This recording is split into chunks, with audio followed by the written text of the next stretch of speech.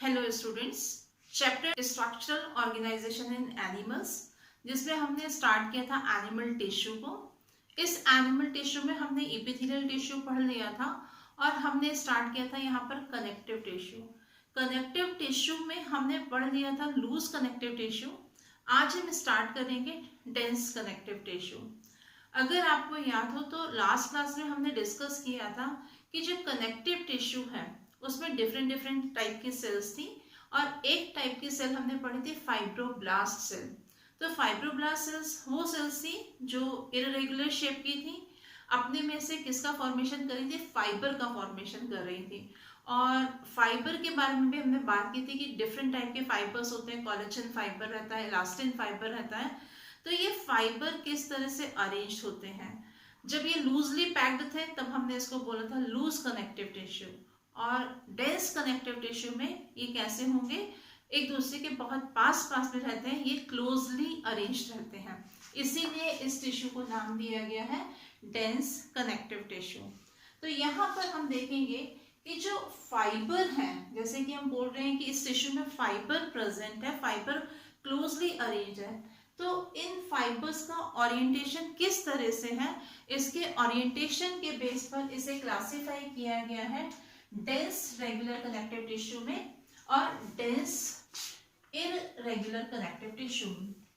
जैसा हमें नाम से पता चल रहा है डेंस रेगुलर कनेक्टिव टिश्यू, तो रेगुलर कनेक्टिव टिश्यू में यहाँ पर क्या होगा कि जो फाइबर होते हैं, हमने मेनली पढ़ा था कि कोलेजन फाइबर्स जो रहते हैं, ये फाइबर्स कुछ अरेंज रहते हैं एक पर्टिकुलर मैनर में, या हम बोल सकते हैं ये जब पैरेलली अरेंज्ड होते हैं। जैसे हम अगर देखें तो यहाँ पर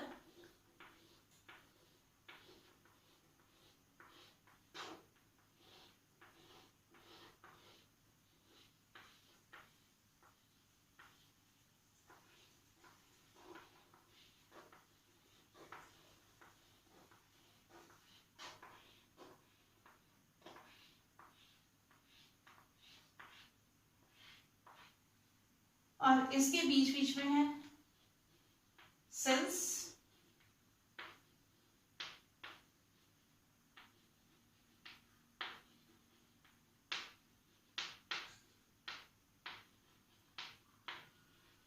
ये फाइब्रोब्लास्ट सेल्स और ये कोलेजन फाइबर जो बंडल के फॉर्म में प्रेजेंट रहता है। तो इस स्ट्रक्चर में आपको दिखाई दे रहा है कि एक रेगुलर अरेंजमेंट है फाइबर का, रेगुलर ओरिएंटेशन है इन फाइबर्स का, इसीलिए इसको हम बोलते हैं डेंस रेगुलर कनेक्टिव टिश्यू। ये कनेक्टिव टिश्यू जो है वो मेनली हमको मिलता है टेंडन में और लिगामेंट में। अब यहाँ पर ये जो फाइबर होते हैं, किस तरह का फाइबर प्रेजेंट है, कोलेजन फाइबर प्रेजेंट है या इलास्टिन फाइबर प्रेजेंट है, ये भी हम पहले पढ़ चुके हैं कि ये प्रोटीन के बने हुए फाइबर्स रहते हैं। तो किस तरह का फाइबर है, इस बेस पर इसे फिर से क्लासिफाई किया गया व्हाइट फाइब्रस कनेक्टिव टिश्यू में और येलो फाइब्रस कनेक्टिव टिश्यू में। इसीलिए इस टिश्यू को हम बोलते हैं फाइब्रस कनेक्टिव टिश्यू। यहां पर हम देखेंगे ये जो फाइब्रस कनेक्टिव टिश्यू है ये टू टाइप का है, white fibrous connective tissue, yellow fibrous connective tissue. Means यहाँ पर व्हाइट फाइब्रस कनेक्टिव टिश्यू में क्या होगा, कोलेजन फाइबर्स ज्यादा होंगे और हमने पढ़ा था कि ये व्हाइट कलर के फाइबर्स होते हैं, इसीलिए इसको कहा गया व्हाइट फाइब्रस कनेक्टिव टिश्यू। और जो येलो फाइब्रस कनेक्टिव टिश्यू होता है उसमें क्या होता है, इलास्टिन फाइबर ज्यादा होते हैं और इनका कलर येलो होता है, इसीलिए इसको नाम दिया गया येलो फाइब्रस कनेक्टिव टिश्यू। तो यहाँ पर हमें जो कोलेजन फाइबर है या व्हाइट फाइब्रस कनेक्टिव टिश्यू जो है वो कहाँ पर देखने को मिलता है, ये हमें मिलता है टेंडन में। और येलो फाइब्रस कनेक्टिव टिश्यू या इलास्टिन फाइबर्स जो होते हैं ये हमको देखने को मिलते हैं लिगामेंट में। तो कहाँ पर होता है टेंडन, कहाँ होता है लिगामेंट, या ये क्या होते हैं, तो हम कुछ इस तरह से देखेंगे। ये हम टू बोन्स का डायग्राम ड्रॉ करते हैं। इसमें हम देखेंगे कि जो टिश्यू बोन को बोन से कनेक्ट करने का काम करता है इसको हम बोलते हैं लिगामेंट, और जो टिश्यू बोन्स को कनेक्ट कर रहा है मसल्स के साथ में, ये मसल्स हैं, इससे कनेक्ट कर रहा है, इसको हम बोलते हैं टेंडन। लिगामेंट आपने देखा होगा कि जो हमारे बोन्स के जॉइंट्स रहते हैं, आपको अपने हाथ को हिलाना है, एल्बो को हिलाना है, तो वहां पर किसकी हेल्प से ये मूवमेंट होता है? लिगामेंट की हेल्प से ये मूवमेंट होता है। अब हम यहाँ पर बात करते हैं कि इसमें जो सेल्स होती हैं, वो सेल्स जो है वो कौन सी सेल्स होती हैं? फाइब्रोब्लास्ट सेल्स होती हैं। अगर हम व्हाइट फाइब्रस कनेक्टिव टिश्यू को देखते हैं तो व्हाइट फाइब्रस कनेक्टिव टिश्यू में क्या होगा, इसका स्ट्रक्चर हम देखते हैं यहाँ पर। इसके स्ट्रक्चर में हमें दिखेगा यहाँ पर कौन सा फाइबर? Collagen fibre. और हमने पढ़ा था कि जो कोलेजन फाइबर रहता है, कोलेजन फाइबर रहेगा वो बंडल के फॉर्म में रहता है, यहाँ पर इस तरह से बंडल के फॉर्म में रहता है, ये अनब्रांच होता है। और यहाँ पर जो सेल्स होंगी वो क्या होंगी? फाइब्रोब्लास्ट सेल्स होती हैं इसमें। तो इसमें ज्यादा क्या होगा? कोलेजन फाइबर होगा। इलास्टिन फाइबर भी प्रेजेंट होता है यहाँ पर उसका नंबर जो होगा वो कम होगा, लेस इलास्टिन फाइबर रहता है, कुछ ही फाइबर्स होते हैं इलास्टिन के। तो यहाँ पर ये होता है व्हाइट फाइब्रस कनेक्टिव टिश्यू। इसके अलावा हमने कुछ और सेल्स भी इसमें देखी थी, मैक्रोफेजेस था, ठीक है। इसके बाद में हमने मास्ट सेल देखी थी, तो यहाँ पर वो भी प्रेजेंट होती है, बट उनका नंबर जो रहता है वो कम रहता है। अगर हम बात करते हैं येलो फाइब्रस कनेक्टिव टिश्यू की, इसका अगर हम डायग्राम देखेंगे तो हम यहाँ पर क्या देखेंगे कि यहाँ पर इलास्टिन फाइबर होगा। इलास्टिन फाइबर कैसा था? हमने पढ़ा था कि ये ब्रांच होता है इलास्टिन फाइबर, इस तरह से ब्रांच रहेगा। इसके बीच बीच में क्या होंगे? Fibroblast cell. फाइब्रोब्लास्ट सेल्स जो थी वो क्या थी? जो लॉन्ग प्रोसेसेस थे जिसमें डेंस साइटोप्लाज्म था, न्यूक्लियस प्रेजेंट था, और जो अपने में से किसका फॉर्मेशन कर रही थी? फाइबर का फॉर्मेशन कर रही थी। सेम ऐसे ही यहाँ पर ये जो येलो फाइब्रस कनेक्टिव टिश्यू है, इसमें ज्यादातर फाइबर जो होते हैं वो कौन से फाइबर्स होते हैं? इलास्टिन फाइबर होते हैं। इसमें फाइबर्स प्रेजेंट होते हैं, कुछ फाइबर्स प्रेजेंट होते हैं किसके? व्हाइट फाइब्रस कनेक्टिव टिश्यू यानी कि कोलेजन फाइबर कुछ प्रेजेंट होते हैं, पर मैक्सिमम नंबर जो रहता है वो किसका रहता है? इलास्टिन फाइबर का रहता है। अब इसके बाद में अगर हम बात करते हैं डेंस इररेगुलर कनेक्टिव टिश्यू की, तो डेंस इररेगुलर कनेक्टिव टिश्यू में हम देखेंगे कि यहाँ पर ये जो फाइबर्स होते हैं इनका अरेंजमेंट जो होगा, ये कौन सा टाइप है हमारा? ये अब हम देखेंगे डेंस इररेगुलर कनेक्टिव टिश्यू। तो यहाँ पर हम देखेंगे ये कोलेजन फाइबर है, कोई प्रॉपर अरेंजमेंट नहीं है, रैंडमली ये यहाँ पर अरेंज होते हैं, और इनके बीच बीच में कौन सी सेल्स होती हैं? फाइब्रोब्लास्ट सेल्स कुछ इस तरह से आपको दिखाई देती हैं। तो हम यहाँ पर क्या देखेंगे कि यहाँ पर कोई भी रेगुलर अरेंजमेंट नहीं है।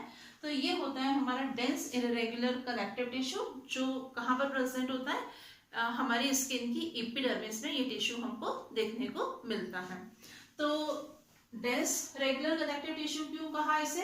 क्योंकि यहाँ पर फाइबर्स जो थे एक रेगुलर ओरिएंटेशन था उसका, एक रेगुलर फैशन में अरेंज थे।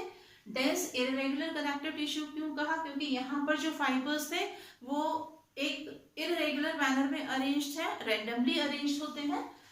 इस टिश्यू को हमने फाइब्रस कनेक्टिव टिश्यू भी कहा था। टू टाइप के fibres, white fibrous connective tissue, yellow fibrous connective tissue. White fibrous connective tissue में कोलेजन फाइबर्स होते हैं, ज्यादा कोलेजन फाइबर्स होते हैं। इसके अलावा जो येलो फाइब्रस कनेक्टिव टिश्यू है यहाँ पर होता है इलास्टिन फाइबर। कोलेजन का एग्जाम्पल में देखने को मिलेगा, या व्हाइट फाइब्रस कनेक्टिव टिश्यू का एग्जाम्पल टेंडन में देखने को मिलता है, और येलो फाइब्रस कनेक्टिव टिश्यू का एग्जाम्पल जो है वो लिगामेंट है। लिगामेंट बोन को बोन से कनेक्ट करता है। इसके अलावा जो टेंडन है वो बोन को मसल से कनेक्ट करने का काम करता है। और यहाँ पर जो फाइब्रोब्लास्ट सेल्स होती हैं, व्हाइट फाइब्रस कनेक्टिव टिश्यू में कोलेजन फाइबर्स का नंबर ज्यादा होता है और इलास्टिन फाइबर का नंबर कम होता है। इसी तरह से येलो फाइब्रस कनेक्टिव टिश्यू में हम देखेंगे कि इलास्टिन फाइबर जो कि ब्रांच होते हैं उसका नंबर ज्यादा रहता है, और ये जो कोलेजन फाइबर रहता है इनका नंबर बहुत कम होता है। तो ये था हमारा डेंस कनेक्टिव टिश्यू। अब हम पढ़ते हैं स्पेशल टाइप का connective tissue. Special connective tissue में हमने एक टाइप देखा था, वो था वॉस्कुलर कनेक्टिव टिश्यू। इस वॉस्कुलर कनेक्टिव टिश्यू को डिवाइड किया गया 2 पार्ट में। फर्स्ट पार्ट पढ़ेंगे हम इसमें ब्लड और सेकेंड पार्ट हम पढ़ेंगे लिम्फ। ह्यूमन ब्लड की अगर हम बात करें तो इसका कलर हमको कैसा दिखता है, रेड कलर का दिखाई देता है हमको ये। इसमें हम देखेंगे कि हमारा जो ब्लड है मेनली 2 पार्ट्स होते हैं उसमें। फर्स्ट पार्ट होता है प्लाज्मा और सेकेंड पार्ट होता है इसमें ब्लड कैप्सूल्स। यानी कि हमारा ब्लड जो है वो 2 चीजों से मिलकर के बना है, एक है प्लाज्मा और एक है ब्लड कैप्सूल्स। तो यहाँ पर जो प्लाज्मा होता है वो हमारे ब्लड का बनाता है 55% पार्ट, और जो कैप्सूल्स होती हैं वो बनाती है ब्लड का 45% पार्ट। प्लाज्मा में हम देखेंगे कि प्लाज्मा का जो प्लाज्मा है ब्लड का जो 55% पार्ट बना रहा है उसमें 90 से 92% तक क्या होता है, वाटर होता है। 1 to 2% इसमें होते हैं इनऑर्गेनिक सब्सटेंसेस, जिसमें हम मेनली सॉल्ट की बात करते हैं कि सॉल्ट्स होते हैं, आयंस होते हैं, यूरिया प्रेजेंट होता है। प्लाज्मा में 1 to 2% होते हैं ऑर्गेनिक सब्सटेंसेस। ऑर्गेनिक सब्सटेंसेस में मेनली शुगर, जो ग्लूकोज शुगर होती है जिसे हम ब्लड शुगर भी बोलते हैं, और यहाँ पर होता है लैक्टिक एसिड। इस ऑर्गेनिक सब्सटेंसेस की बात कर रहे हैं हम, तो यहाँ पर ऑर्गेनिक सब्सटेंस है प्रोटीन को छोड़ करके, प्रोटीन के अलावा शुगर और लैक्टिक एसिड प्रेजेंट होता है। और यहाँ पर 6% to 8% तक क्या होता है, प्रोटीन होता है। हमारे ब्लड प्लाज्मा में 3 टाइप का प्रोटीन होता है। एक होता है सीरम एल्ब्यूमिन प्रोटीन। ये सीरम एल्ब्यूमिन प्रोटीन जो होता है ये रिस्पॉन्सिबल होता है फॉर ऑस्मोरेगुलेशन। ये ऑस्मोरेगुलेशन क्या होता है, हमारी बॉडी में सॉल्ट एंड वाटर के कंसंट्रेशन को मेंटेन करना कहलाता है ऑस्मोरेगुलेशन। तो यहाँ पर ये प्रोटीन जो है सीरम एल्ब्यूमिन, ये ऑस्मोरेगुलेशन के लिए रिस्पॉन्सिबल होता है। मीन्स ये ऑस्मोरेगुलेशन में हेल्प करता है, बॉडी के ऑस्मोटिक प्रेशर को मेंटेन करता है। सेकेंड टाइप का जो प्रोटीन है वो है ग्लोब्यूलिन प्रोटीन्स। ग्लोब्यूलिन प्रोटीन्स जो है वो इम्यूनोग्लोब्यूलिन का काम करता है। मीन्स ये एंटीबॉडीज की तरह काम करता है, हमारी बॉडी के इम्यूनिटी सिस्टम को इम्प्रूव करता है, बढ़ाता है। और थर्ड टाइप का जो प्रोटीन होता है उसे हम बोलते हैं क्लॉटिंग प्रोटीन। ये भी 2 टाइप का प्रोटीन होता है। एक होता है इसमें फाइब्रिनोजन प्रोटीन और एक होता है प्रोथ्रोम्बिन प्रोटीन, और ये दोनों ही प्रोटीन हेल्प करते हैं ब्लड की क्लॉटिंग में। क्या होता है ब्लड की क्लॉटिंग, आपने देखा होगा कि जब हमारी बॉडी में कहीं पर कट लगता है या हमारी बॉडी की जो कैपिलरीज होती हैं, ब्लड कैपिलरीज जो होती हैं वो रप्चर हो जाती हैं तो ब्लड निकलने लगता है, और कुछ टाइम के बाद में आप देखोगे कि वहां पर उस जगह पर ब्लड जो है वो जम जाता है। इसी को हम बोलते हैं ब्लड क्लॉटिंग। और ब्लड क्लॉटिंग में कौन हेल्प करता है, प्लाज्मा में प्रेजेंट जो प्रोटीन है fibrinogen protein and prothrombin protein, ये दोनों ही हेल्प करते हैं किसमें, ब्लड की क्लॉटिंग में। अब हम देखते हैं ब्लड में ब्लड कैप्सूल्स को, जो ब्लड का 45% पार्ट बनाती हैं। हमारे ब्लड में 3 टाइप की ब्लड कैप्सूल्स प्रेजेंट होती हैं। एक होती है आरबीसीज जिसको हम बोलते हैं रेड ब्लड कैप्सूल्स, एक होती है डब्ल्यूबीसीज जिसे हम बोलते हैं व्हाइट ब्लड कैप्सूल्स, और एक होती है ब्लड प्लेटलेट्स। यहाँ पर हम जब ह्यूमन बीइंग के ब्लड की बात करते हैं तो आरबीसीज जो रहती है वो ई न्यूक्लिएटेड रहती है। मींस इसमें न्यूक्लियस प्रेजेंट नहीं होता है। बहुत सारे मैमल्स में ये प्रेजेंट होता है न्यूक्लियस, न्यूक्लिएटेड सेल्स होती है, बट हम ह्यूमन बीइंग की बात कर रहे हैं तो यहाँ पर ये ई न्यूक्लिएटेड होती है। जब ये सेल इमैच्योर होती है तब इसमें न्यूक्लियस भी प्रेजेंट होता है और सेल ऑर्गेनल्स भी प्रेजेंट होते हैं। धीरे धीरे जब ये मैच्योर होने लगती है तो इसका न्यूक्लियस और जो सेल ऑर्गेनल्स होते हैं वो डीजनरेट हो जाते हैं और ये हो जाते हैं ई न्यूक्लिएटेड। इसका शेप जो रहता है वो बाइकॉनकेव होता है, और ये बाइकॉनकेव शेप मीन्स ये यहाँ पे सेंटर से थोड़ा सा डिप्रेशन हो जाता है, और यहाँ पर क्योंकि न्यूक्लियस नहीं है, सेल ऑर्गेनल्स नहीं है, तो बहुत सारा स्पेस मिलता है जिसमें प्रेजेंट क्या होता है, हीमोग्लोबिन प्रेजेंट होता है। और आपको मालूम है कि हीमोग्लोबिन की वजह से इसका कलर जो होता है वो रेड होता है। और हीमोग्लोबिन हेल्प करता है ट्रांसपोर्टेशन ऑफ ऑक्सीजन में। ब्लड के हेल्प से आपको मालूम है कि ऑक्सीजन ट्रांसपोर्ट होती है, तो ब्लड में जो ऑक्सीजन को ट्रांसपोर्ट करने का काम करता है, गैसियस ट्रांसपोर्टेशन में कौन हेल्प करता है, हमारा आरबीसीज हेल्प करता है, जिसमें हीमोग्लोबिन जो रहता है वो एक इम्पॉर्टेंट रोल प्ले करता है। और हीमोग्लोबिन की वजह से इसका कलर जो है वो कैसा रहता है, रेड होता है। इसका अगर हम साइज देखेंगे तो इसका साइज जो है वो 7.5 माइक्रोन होता है। अगर हम आरबीसीज काउंट की बात करते हैं कि बॉडी में हमारे कितने आरबीसीज प्रेजेंट हैं, तो हम देखेंगे कि जो मेल है उनमें आरबीसीज का नंबर जो रहता है वो अलग रहता है, फीमेल्स में आरबीसीज का नंबर अलग रहता है। पर हमने एक एवरेज अगर देखें तो एवरेज हम देखेंगे तो यहाँ पर हम देखेंगे कि 4.5 to 5.5 मिलियन पर क्यूबिक सेंटीमीटर, यानी कि पर क्यूबिक सेंटीमीटर ब्लड में हमको इसका नंबर कितना मिलेगा, 4.5 से 5.5 मिलियन तक ये मिलता है। इसका लाइफ स्पेन जो रहता है वो होता है 120 डेज का। 120 डेज तक एक आरबीसी सेल जो है वो सरवाइव कर सकती है। सेकेंड टाइप की सेल्स जो है ब्लड कैप्सूल्स जो है वो है हमारे पास में डब्ल्यूबीसीज या व्हाइट ब्लड कैप्सूल्स, जिसको नाम दिया गया है। ये 2 टाइप की रहते हैं, एक होती है ग्रैन्युलोसाइट्स और एक होते हैं ए ग्रैन्युलोसाइट्स। ग्रैन्युलोसाइट्स मींस जिसका साइटोप्लाज्म ग्रैन्युलर होता है उसको हम बोलते हैं ग्रैन्युलोसाइट, और जिसका साइटोप्लाज्म ग्रैन्युलर नहीं होता उसको हम बोलते हैं ए ग्रैन्युलोसाइट। ग्रैन्युलोसाइट्स जो है इसमें 3 टाइप की सेल्स होती हैं। एक हम पढ़ते हैं इओसिनोफिल। इओसिनोफिल वो सेल्स होती हैं जिनमें न्यूक्लियस जो रहता है वो बाइलोब्ड रहता है। डब्ल्यूबीसी जो है वो सब कैसी है, न्यूक्लिएटेड सेल्स होती हैं। तो इओसिनोफिल जो है उसमें जो न्यूक्लियस रहता है वो कैसा रहता है, बाइलोब्ड स्ट्रक्चर होता है। बेसोफिल्स में जो न्यूक्लियस रहता है वो ट्राइलोब्ड स्ट्रक्चर होता है। और यहाँ पर न्यूट्रोफिल्स जो रहते हैं इसमें जो न्यूक्लियस होगा वो कैसा रहता है, मल्टी लोब्ड स्ट्रक्चर होता है, मल्टी लोब्ड न्यूक्लियस होता है ये। और ये जब हम ग्रैन्युलोसाइट्स की डिफरेंट सेल्स देखते हैं तो हम देखेंगे जो न्यूट्रोफिल्स होती हैं ये मैक्सिमम नंबर में प्रेजेंट होती हैं किसमें, डब्ल्यूबीसीज में। और यहाँ पर हमारा जो ए ग्रैन्युलोसाइट्स होती हैं, ए ग्रैन्युलोसाइट्स में 2 टाइप की सेल्स होती हैं, एक होती है मोनोसाइट्स और एक होती है लिम्फोसाइट्स। और ये जो डब्ल्यूबीसीज है इसको हम बोलते हैं सोल्जर्स ऑफ आवर बॉडी, क्योंकि ये हमारी बॉडी के अंदर जो फॉरेन पार्टिकल्स आते हैं उनको मारने का काम करती है। मीन्स ये क्या कर रहे हैं, हमारी बॉडी की इम्यूनिटी को इम्प्रूव करते हैं, इम्यूनिटी को इंक्रीज करने का काम करती है कौन, डब्ल्यूबीसीज।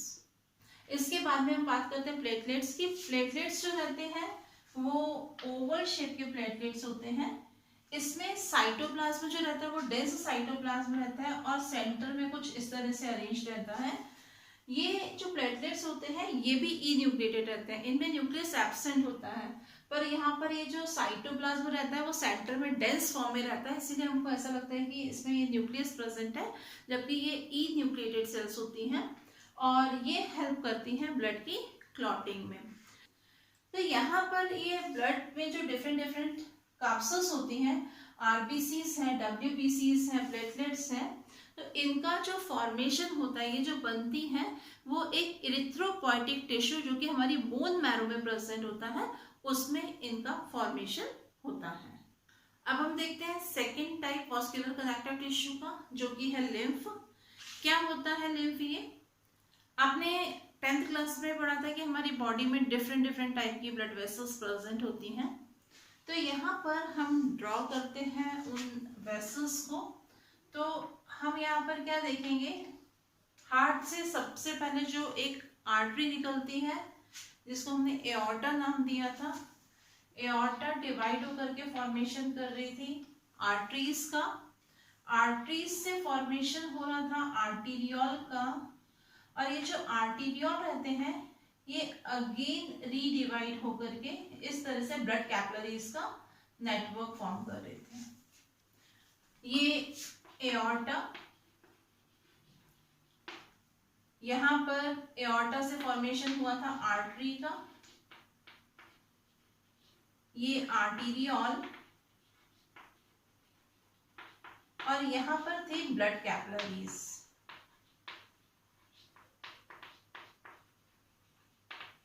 जो कि थिन वॉल्ड होती हैं। इसके बाद में हमने देखा था कि यहाँ पर इससे फिर ये ब्लड कैपिलरीज जो है वो फिर से रिकनेक्ट होकर के फॉर्मेशन कर रही थी वेन्यूल्स का, वेन्यूल्स से फॉर्मेशन हो रहा था वेन्स का, और वेन्स जो है वो मेनली ओपन होती है मेन सर्कुलेटरी सिस्टम में। तो यहाँ पर जब ब्लड एओर्टा से होता हुआ पास होता है आर्टरी में, आर्टरी से आता है आर्टीरियोल में, जब ये ब्लड कैपिलरीज से पास होता है तो यहाँ पर जो कैपिलरीज के चारों तरफ टिश्यू प्रेजेंट रहते हैं, वहां पर क्या होगा कि ब्लड में से प्लाज्मा फिल्टर हो जाता है, और फिल्टर होने के बाद में ये कहाँ पर कलेक्ट हो जाता है, टिश्यूज के बीच बीच में कलेक्ट हो जाता है। इसी को हम बोलते हैं लिम्फ। तो लिम्फ क्या होता है, लिम्फ एक तरह से प्लाज्मा है, पार्ट ऑफ प्लाज्मा, जिसमें WBCs, RBCs एंड प्लेटलेट्स नहीं होती है, मीन्स किसी भी टाइप की ब्लड कैप्सूल्स नहीं होती है। साथ में यहाँ पर कोई भी प्रोटीन जो है वो प्लाज्मा से फिल्टर होकर के कलेक्ट नहीं होता है। इसके बाद में यहाँ पर हम देखेंगे कि इसमें एक स्पेशल टाइप की सेल्स होती हैं, और उन सेल्स को हम बोलते हैं लिम्फोसाइट्स। ये लिम्फोसाइट्स जो है वो कहाँ पर प्रेजेंट है, लिम्फ में प्रेजेंट होती हैं। और इसके अलावा यहाँ पर जो लिम्फ होता है इसको हम बोलते हैं मिडिल मैन। क्यों कहा जाता है, क्योंकि ये ब्लड और टिश्यूज के बीच में जो मटेरियल होता है उसको एक्सचेंज करने का काम करता है। अब सोचने की बात यह है कि अगर इस तरह से ब्लड में से लिम्फ कंटिन्यू प्लाज्मा बाहर आता रहेगा, टिश्यूज के बीच में कलेक्ट होता रहेगा, ये जिसको हमने लिम्फ कहा, ऐसे हम इंटरस्टिशियल फ्लूइड भी बोलते हैं। तो यहाँ पर अगर ये कलेक्ट होता रहेगा, कंटिन्यूसली ये प्रोसेस चलेगी, तो हमारे ब्लड का वॉल्यूम जो होगा वो डिक्रीज हो जाएगा, कम हो जाएगा। पर ऐसा नहीं होता है। यहाँ से जो लिम्फ रहता है वो लिम्फेटिक वेसल्स के थ्रू फिर से कहां पर मिक्स हो जाता है, ये मिक्स हो जाता है हमारे मेन सर्कुलेटरी सिस्टम में, और फिर से पार्ट बन जाता है किसका, ब्लड का। तो हम ये बोल सकते हैं कि जो लिम्फ है वो ब्लड के फिल्ट्रेशन से प्रोड्यूस होता है। कहां पर होता है, टिश्यूज के बीच में रहता है। ये प्लाज्मा है, ब्लड का पार्ट जो प्लाज्मा है वो पार्ट है।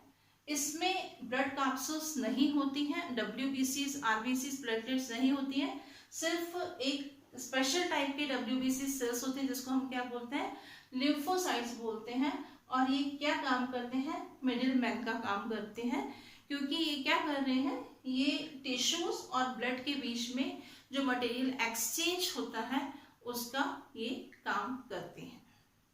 तो इस तरह से हमने वॉस्कुलर कनेक्टिव टिश्यू में पढ़ा ब्लड को और लिम्फ को। इसी चैप्टर को हम कंटिन्यू करेंगे नेक्स्ट क्लास में। Thank you.